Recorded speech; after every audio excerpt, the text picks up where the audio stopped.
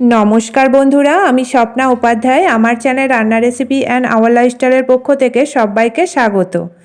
আজ আমি আপনাদের সঙ্গে শেয়ার করব এক দুর্দান্ত স্বাদের নিরামিষ রেসিপি, যা মাছ মাংসর স্বাদকে অনায়াসেই হার মানিয়ে দেবে। সয়াবিনের মুইঠা কারি। আর এটা নিরামিষ দিনে খেলে যেমন দুর্দান্ত লাগবে, তেমনি মাছ মাংস ডিম খেয়ে একঘেয়েমি লেগে গেলে এই রেসিপিটা যদি আপনারা একবার বাড়িতে বানিয়ে খান, তাহলে সারা জীবন মুখে লেগে থাকবে। আসুন তাহলে দেখে নিই এই রেসিপিটা আমি কিভাবে করব। সয়াবিনের মুইঠা বানানোর জন্য এখানে একটা কড়াইয়ে দিয়ে দিয়েছি বেশ খানিকটা পরিমাণ জল, আর দিয়ে দিলাম 1 চামচ লবণ। জলটা প্রথমে গরম করে নিয়েছি, এবার দিয়ে দিচ্ছি 150 গ্রাম বড় দানার সয়াবিন। সয়াবিন দিয়ে এটাকে হাই হিটে 2 থেকে 3 মিনিট ফুটতে দিয়ে ভালো করে সিদ্ধ করে নিতে হবে। সয়াবিনটা ভালোভাবে সিদ্ধ হয়ে গেছে আর ফুলে দ্বিগুণও হয়ে গেছে। এই অবস্থায় সয়াবিনগুলোকে জল ঝরিয়ে নামিয়ে নেব। সেদ্ধ করা সয়াবিনটা জল ঝরিয়ে একটা বড় মাপের জায়গায় নিয়ে নিয়েছি, আর দিয়ে দিলাম এবার ঠান্ডা জল বেশ খানিকটা পরিমাণ। এবার সয়াবিনটাকে ভালো করে হাতের সাহায্যে ডলে ডলে ধুয়ে নিতে হবে। ডলে ডলে ভালো করে ধুয়ে পরিষ্কার করে নিয়েছি। এবার জল ছেঁকে সয়াবিনটাকে তুলে নিতে হবে। যতটা সম্ভব জল না থাকে সেরকমভাবেই সয়াবিনটাকে জল ছেঁকে নিতে হবে।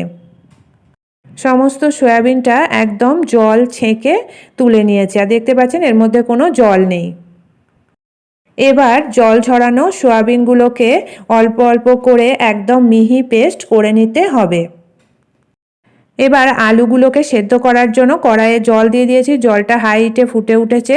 দিয়ে দিলাম টুকরো করে কেটে রাখা বড় বড় আলু, আর এর মধ্যে দিয়ে দিচ্ছি বেশ খানিকটা পরিমাণ লবণ, আর দিয়ে দেব কিছুটা পরিমাণ হলুদ। সয়াবিনের মুইঠায় আলু দিলে কিন্তু খেতে বেশ ভালো লাগে। এবার ভালো করে মিশিয়ে দিয়ে একটা ঢাকা দিয়ে হালকা সেদ্ধ করে নেব। আলুগুলো হালকা সেদ্ধ করে নেওয়া হয়ে গেছে। খুব বেশি সিদ্ধ করার দরকার নেই, তাহলে কিন্তু তরকারিটা খেতে ভালো লাগবে না। এবার জল ছেঁকে আলুগুলোকে তুলে রেখে দেব। সেদ্ধ করা সয়াবিনটা পুরোটাই পেস্ট করে নেওয়া হয়ে গেছে, আর দেখতে পাচ্ছেন এরকম মিহি পেস্ট করতে হবে। দিয়ে দিচ্ছি স্বাদ মতো লবণ, আর দিয়ে দেব সামান্য পরিমাণে হলুদ, আর দিয়ে দিলাম সামান্য পরিমাণে জিরে গুঁড়ো, সামান্য পরিমাণে ধনে গুঁড়ো, আর দিয়ে দিচ্ছি সামান্য পরিমাণে গরম মশলার গুঁড়ো, আর 1 চিমটে হিং। তাতে করে একটা সুন্দর স্মেল আসবে আর খেতেও ভালো লাগবে। দিয়ে দিলাম এর মধ্যে 2 চামচ বেসন।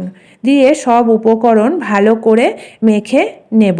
যদি মাখার পরে ডোটা জল জল ভাব থাকে, তবে আরও একটু বেসন দিতে হবে। ভালো করে মেখে নিয়েছি। এবার এর মধ্যে দিয়ে দিলাম 1 চামচ আদা আর কাঁচা লঙ্কার পেস্ট। দিয়ে আবারও ভালো করে মেখে নিতে হবে। সয়াবিনের পেস্টটা সব উপকরণ দিয়ে ভালো করে মেখে নিয়েছি। একটু জল জল ভাব আছে, তাই এর মধ্যে দিয়ে দিলাম 1/2 চামচ বেসন। বেসন দিয়ে আবারও ভালো করে মেখে নিয়ে একটা মিডিয়াম ডো তৈরি করে নেব। সয়াবিনের মুইঠা বানানোর জন্য ডো আমাদের রেডি হয়ে গেছে। এবার ডো থেকে বেশ কিছুটা পরিমাণ ডো নিয়ে এরকম মুঠো করে করে একটা মুইঠার শেপ দিতে হবে। এক মুঠোতে যতটা পরিমাণ ডো ধরবে ঠিক ততটাই নিতে হবে, আর এরকম চেপে চেপে একটু লম্বা আকারের করে গড়ে নিতে হবে। এভাবে করে সমস্ত মুইঠাগুলো একে একে গড়ে নেব। সব মুইঠাগুলো একে একে গড়ে নেওয়া হয়ে গেছে। এবার এগুলোকে ভেজে নেব। সয়াবিনের মুইঠাগুলো ভাজার জন্য এখানে কড়াইয়ে দিয়ে দিয়েছি রিফাইন্ড অয়েল বেশ খানিকটা পরিমাণ। হাই হিটে গরম করে নিয়েছি। এবার একে একে মুইঠাগুলোকে দিয়ে গোল্ডেন ব্রাউন করে ভেজে নেব। প্রথমে 3টে মুইঠা দিয়ে 2 মিনিট কোনো নাড়াচাড়া করা যাবে না। 2 মিনিট পর এটাকে উল্টাতে হবে। সঙ্গে সঙ্গে উল্টালে মুইঠাগুলো কিন্তু ভেঙে যেতে পারে। 2 মিনিট পর মুইঠাগুলো দেখতে পাচ্ছেন কালারটাও চেঞ্জ হয়ে গেছে আর কড়াইয়ের গায়ে কোনোভাবে লেগেও যাচ্ছে না। এবার এগুলোকে খুব সাবধানে একে একে উল্টে দিতে হবে। মুইঠাগুলো সঠিক হয়েছে কি না এর থেকেই বোঝা যাচ্ছে। যদি সঠিকভাবে ডোটা তৈরি করা না যায় তাহলে কিন্তু কড়াইয়ের গায়ে লেগে যাবে আর তেলে দেয়া মাত্রই মুইঠাগুলো ভেঙে যাবে।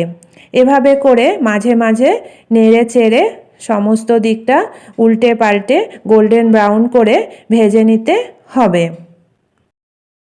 মুইঠাগুলো গোল্ডেন ব্রাউন করে ভাজা হয়ে গেছে। এবার বাকি মুইঠাগুলোও ঠিক একইভাবে গোল্ডেন ব্রাউন করে ভেজে নেব আর খেয়াল রেখে নাড়াচাড়া করে ভেজে নেব।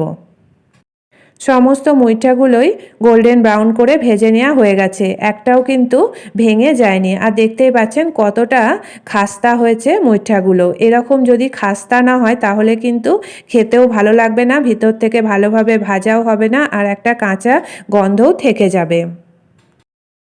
এবার দিয়ে দিচ্ছি গরম তেলের মধ্যে হালকা সিদ্ধ করে রাখা আলুর টুকরোগুলো। আলুগুলো দিয়ে এর মধ্যে লবণ আর হলুদ অল্প পরিমাণে দিয়ে হাই হিটে রেখে লাল লাল করে ভেজে নিতে হবে। লবণ হলুদ দিয়ে দিয়েছি, এবার নাড়াচাড়া করে এগুলোকে ভেজে নেব। আলুগুলো ভেজে নেওয়া হয়ে গেছে, এগুলো এবার নামিয়ে রেখে দেব। কড়াইয়ে দিয়ে দিলাম বেশ খানিকটা পরিমাণ সর্ষের তেল। তেলটা কিছুটা গরম হয়ে গেছে। এবার এর মধ্যে দিয়ে দিচ্ছি ফোড়নের জন্য সামান্য পরিমাণে গোটা জিরে, দিয়ে দিলাম দুটো তেজপাতা, একটা শুকনো লঙ্কা, আর দিয়ে দিলাম দু টুকরো দারচিনি, আর দিয়ে দিচ্ছি দুটো এলাচ, আর এর মধ্যে দিয়ে দিচ্ছি সামান্য পরিমাণে চিনি, দিয়ে দেব হাফ চামচ হলুদ। এবার এর মধ্যে দিয়ে দিচ্ছি কেটে রাখা টমেটো, বেশ খানিকটা পরিমাণ টমেটো দিয়েছি, আর দিয়ে দিলাম লবণ, দিয়ে ভালো করে মিশিয়ে টমেটোটাকে কষিয়ে নিতে হবে। টমেটোটা ভালো করে কষানো হয়ে গেছে আর তেলও ছেড়ে দিয়েছে। টমেটোটা ভালোভাবে সিদ্ধও হয়ে গেছে। দিয়ে দিলাম 2 চামচ আদা আর কাঁচা লঙ্কার পেস্ট, আর দিয়ে দিলাম জিরে গুঁড়ো হাফ চামচ আর ধনে গুঁড়ো হাফ চামচ। ভালো করে মিশিয়ে আবারও মিডিয়াম ফ্লেমে রেখে 2 থেকে 3 মিনিট কষিয়ে নেব।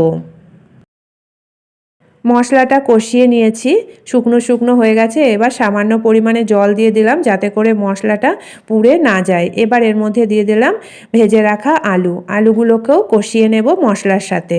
আলুগুলো মশলার সাথে কষানো হয়ে গেছে। এবার এর মধ্যে দিয়ে দেব পরিমাণ মতো জল। পরিমাণ মতো জল দিয়ে এটাকে হাই হিটে ফুটতে দেব। একটা ঢাকা দিয়ে 5 মিনিট ফুটতে দেব। 4 থেকে 5 মিনিট ঝোলটাকে হাই হিটে ফুটতে দিয়েছি। এবার দেখে নেব আলুগুলো ভালোভাবে সিদ্ধ হয়েছে কিনা। ঝোলটা হাই হিটে ফুটে উঠেছে, অনেকটা ঘনও হয়ে গেছে আর আলুগুলোও সিদ্ধ হয়ে গেছে।